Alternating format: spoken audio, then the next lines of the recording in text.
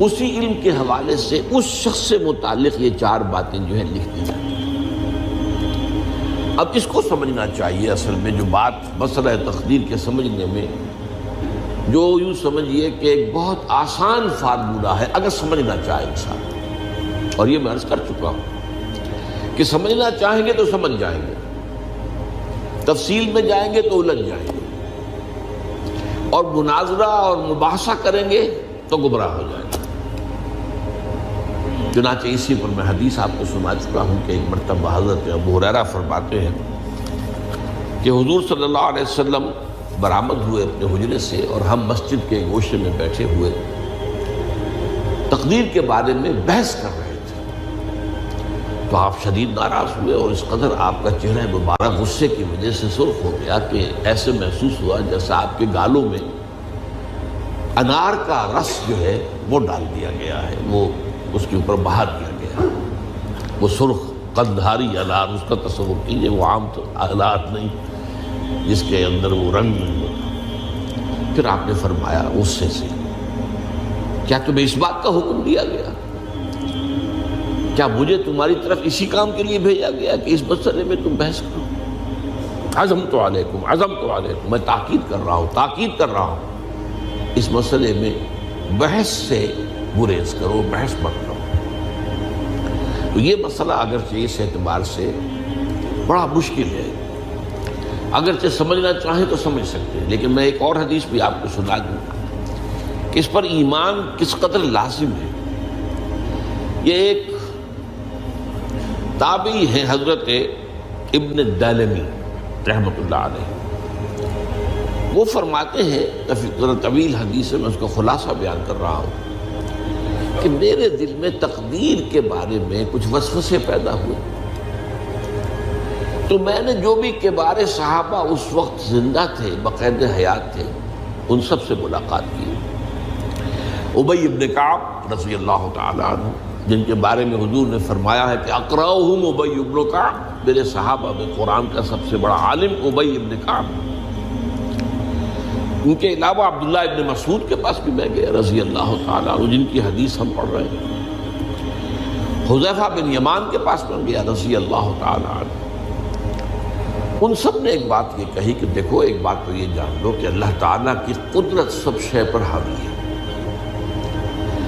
اللہ تعالیٰ اگر لو ان اللہ عذب اہل سماواتہ واہل ارضہ عذبہم وہو غیر ظالم لہم، اللہ اگر تمام آسمان والوں کو اور تمام زمین والوں کو عذاب دے تو اسے عذاب دینے کا حق حاصل ہے، وہ عذاب دے سکتا ہے بغیر اس کے کہ ہم کہیں کہ وہ ظالم ہے۔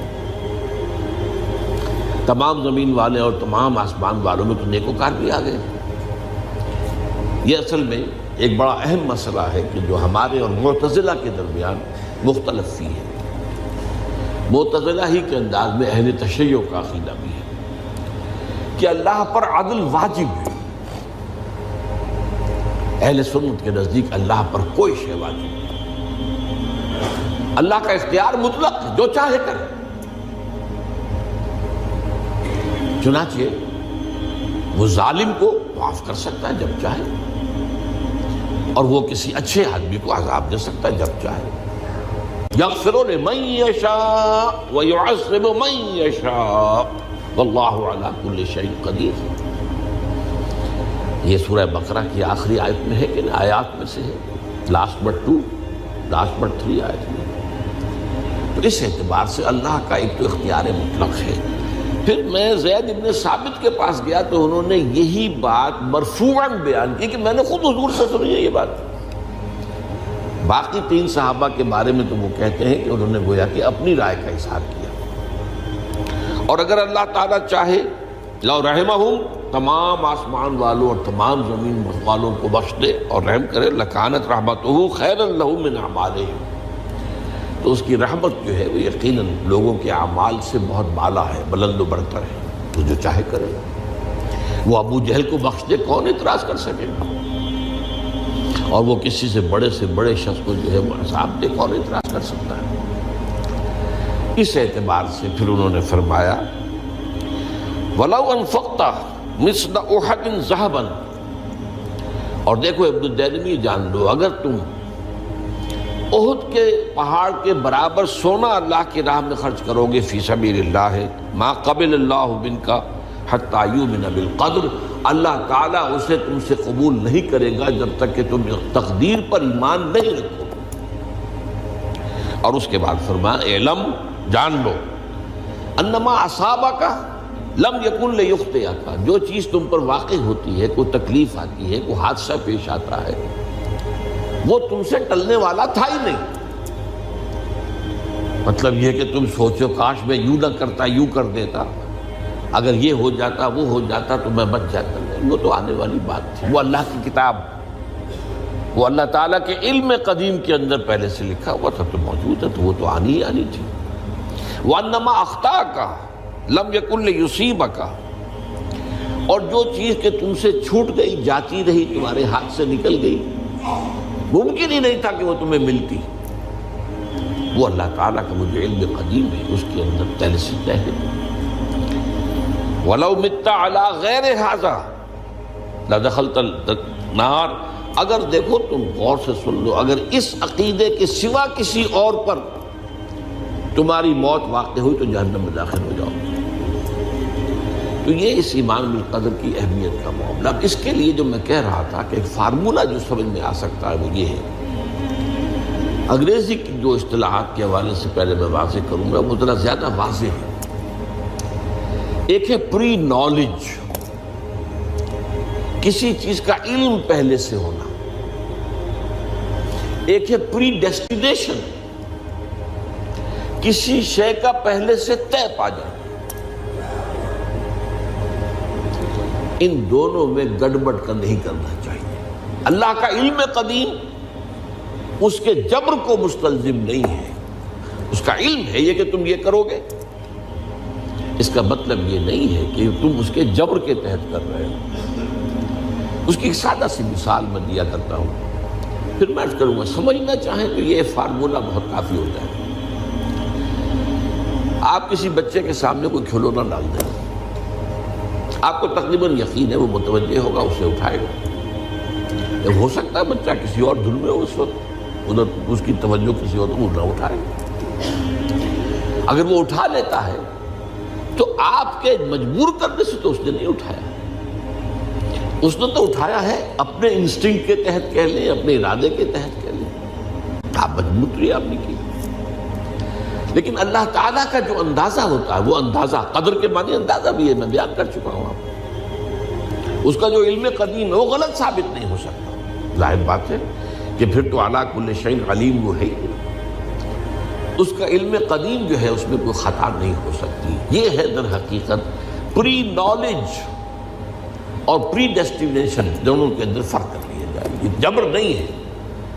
ہاں اللہ تعالیٰ کا علم ہے، اس علم کے مطابق چیز جو ہے وہ لکھتی گئی ہے، وہ تو ہو کر رہی ہے، ہوتی تو ہے۔ اور پھر اسی کے معنی ہے اندازہ مقرر کر دینا، کسی شے کا اندازہ مقرر کر دینا، یہ قدر ہے۔ اللہ نے ہر چیز کا ایک اندازہ مقرر کر دیا ہے۔ اور قدر مقادیر، مشکوٰۃ شریف میں ایک پورا باب ہے، ایمان بالقدر، اس کا عنوان ہے صحیح معنی میں۔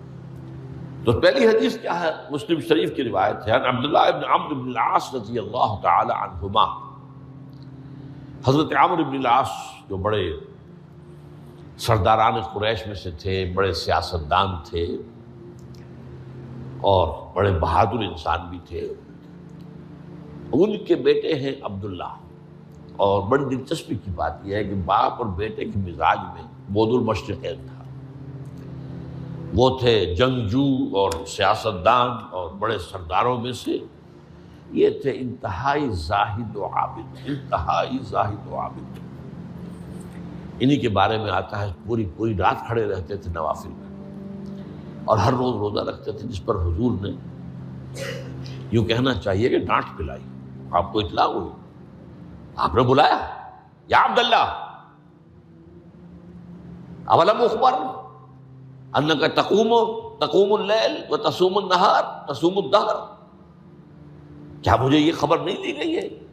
یعنی مجھے یہ خبر ملی ہے کہ تم پوری رات کھڑے رہتے ہو، نماز پڑھتے ہو، تم ہر روز روزہ رکھتے ہو، اب کیا کرتے؟ بلا یا رسول اللہ، جھوٹ بولنے کا تو ارادہ ہے ہی نہیں اور ہو بھی نہیں سکتا. فرمایا لا تفعل، سخت سے بات. وہ عبداللہ ابن عمرو ابن العاص رضی اللہ تعالیٰ عنہما اس کے راوی ہیں. قال قال رسول اللہ صلی اللہ علیہ وسلم کتب اللہ مقادیر الخلائق قبل ان یخلق السماوات والارض ب50,000 سنہ. اللہ تعالیٰ نے مقداریں اور تقدیریں، ابھی دو الفاظ میں بولوں گا تاکہ آپ کے ذہن میں بات رہے، معین کر دی تھی، لکھ دی تھی. آسمانوں اور زمین کی تخلیق سے 50,000 سال قبل. یہ ہے قدرہ، ہر چیز کی ایک تقدیر جو ہے وہ معین ہوئی ہے. اب آئیے اس میں کتاب سے مراد کیا ہے؟ جو آیت میں نے دوسرے نمبر پر پڑھی آج، سورہ حدید کی آیت، ما اصاب بمصیبۃ فی الارض ولا فی انفسکم الا فی کتاب من قبل ان نبرأ. کتاب سے مراد کیا؟ نہیں پڑتی تم پر کوئی مصیبت، کوئی تکلیف، نہ زمین میں نہ تمہاری جانوں میں. زمین میں سیلاب کا آ جانا، زلزلے کا آ جانا، کوئی اور اس طرح کی عمومی ہلاکت کا آ جانا، عمومی تکلیف کا آ جانا. تمہاری جان میں اچانک جو ہے تشخیص ہو گیا کینسر ہے، اچھے بنے تھے، ٹھیک ٹھاک چل رہے تھے، کوئی معمولی سی تکلیف ہوئی، انویسٹیگیشن کیا تو معلوم ہوا تو کینسر ہے اور وہ کافی بڑھ چکا ہے. لیکن جو شے بھی آتی ہے، چاہے تمہاری جان پر آئے چاہے زمین پر آئے، وہ ایک کتاب میں لکھی ہوئی موجود ہے اس سے پہلے کہ ہم اسے ظاہر کریں. یہ تمہیں مشکل نظر آئے گا، ان ذالک علی اللہ یسیر، یہ اللہ پر بہت آسان ہے، بہت آسان. اللہ کا علم کامل ہے. تو معلوم ایک بات جان لیجئے کہ حقیقت کتاب سے مراد اللہ کا علم قدیم ہے. اللہ کا علم حادث نہیں ہے، معاذ اللہ ثم معاذ اللہ، کہ کوئی شے ہوئی تو اس کے علم میں آئی. یہ ہمارے ہاں بعض گمراہ فرقوں کا عقیدہ ہے، اسے بدع کہتے ہیں کہ اللہ کے علم میں بدع بھی ہے، یعنی کسی واقعے کے ظہور کے بعد اس پر کسی شے کا منکشف ہونا. معاذ اللہ ثم معاذ اللہ، یہ شان خداوندی سے بہت بڑی ہے. وہ تو عالم ما کان و ما یکون ہے، جو بھی کچھ تھا اور رہا ہے آج تک ہمیشہ سے ہے، اور جو بھی کچھ ہوگا وہ سب اس کے علم میں آنے واحد میں موجود ہے. آنے واحد، یہ آنے واحد کے لفظ کو اچھی طرح سمجھ لیجیے. مجھے سب سے پہلے تجربہ ہوا تھا، یہ سن میرا خیال ہے کہ 67-68 کی بات ہے. میں نے پہلا ہفائی سفر کیا تھا لاہور سے کراچی. اس وقت فوکر چلتا تھا، فوکر فرینڈشپ، چھوٹا جہاز چڑیا والا، اور کرایہ 90 روپے تھا نائٹ کوچ کا. آج آپ تصور کیجیے. تو میں چونکہ مجھے جغرافی سے دلچسپی ہے اور فوکر زیادہ اونچا نہیں ہوتا، تو میں دیکھتا جا رہا تھا کھڑکی سے، اس وقت ہم کہاں پہنچ گئے، اب کہاں پہنچ گئے، اب جو روشنیاں نظر آ رہی ہیں کس شہر کی ہیں. یہ اکاڑے کی آ گئی، یہ ساہیوال کی آ گئی، یہ آگے اور آگے آئی. ایک دم میں نے دیکھا کہ 3 شہروں کی روشنیاں بیک وقت دیکھ رہا ہوں. لودھرا، بہاولپور، سماسٹا. مجھے خیال آیا کہ جب میں ٹرین سے سفر کرتا ہوں، کراچی جاتا ہوں، تو لودھرا پہنچتا ہوں تو میں سمجھتا ہوں کہ ابھی بہاولپور آدھا گھنٹے بعد آئے گا. وہ مستقبل کی شے ہے میرے لیے. بہاولپور پہنچتا ہوں تو لودھرا میرے لیے ماضی کی بات بن جاتی ہے. آدھے گھنٹے پہلے لودھرا آیا تھا، اور آدھے گھنٹے کے بعد جو ہے سماسٹا آئے گا. وہ میرے لیے مستقبل بن گیا، لودھرا ماضی بن گیا. لیکن اس بلندی پر میں بیک وقت دیکھ رہا ہوں لودھرا کو بھی اور بہاولپور کو بھی اور سماسٹا. یہ معاملہ جو ہے اس کو 1 ملین بلین سے ضرب دے لیجئے. اللہ تعالیٰ اس بلند مقام سے دیکھ رہا ہے جہاں اس کے مشاہدے میں، اس کے علم میں ماضی اور مستقبل کا کوئی سوال ہی نہیں. آنے واحد، آنے واحد، آنے واحد. تو یہ در حقیقت کتاب جسے کہا گیا قرآن مجید میں بار بار بہت جگہوں پر آیا ہے. تو یہ کتاب جو ہے در حقیقت اللہ تعالیٰ کا علم قدیم،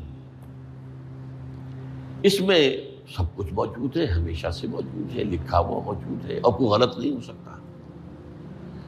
آگے چل کر گفتگو ہوگی اصل میں بعد میں.